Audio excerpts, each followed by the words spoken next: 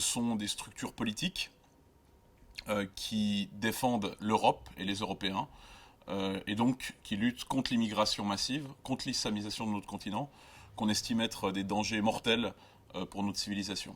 Chaque génération d'immigrés qu'il y a en France et ailleurs en Europe est de moins en moins intégrée. C'est-à-dire qu'il y a, on observe même chez les gens qui sont nés pour la troisième génération en France, ils ne se sentent pas français. Quand il y a les matchs de l'Algérie à la Coupe du Monde, ils soutiennent l'équipe d'Algérie. Pareil pour la Tunisie. Il y a 2 ans, tous les médias disaient dès le début que c'était l'acte d'un déséquilibré. Aujourd'hui, la question ne se pose même plus. Pour le moment, on n'en sait pas beaucoup sur lui.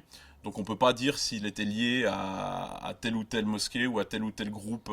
Donc pour le moment, là-dessus, on ne peut pas rentrer dans les détails.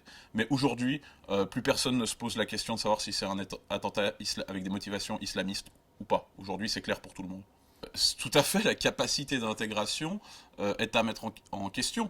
Mais aujourd'hui, cette capacité d'intégration, partout en Europe, elle est complètement dépassée. Si on a des très petits nombres de personnes, avec peu de différences, comme par exemple des Européens, l'intégration se fait très facilement.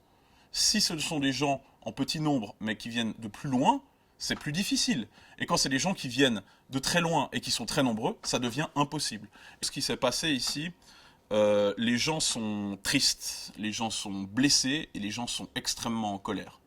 Là, si on pensait qu'encore le vivre ensemble était possible, là, il est définitivement enterré pour les prochaines années et pour très longtemps, je pense. Il faut aujourd'hui arrêter de parler de vivre ensemble, de société heureuse, de diversité. Ça ne fonctionne pas. Et les gens qui, même avec des bons sentiments, le mettent en avant, se rendent coupables de complicité avec la situation actuelle.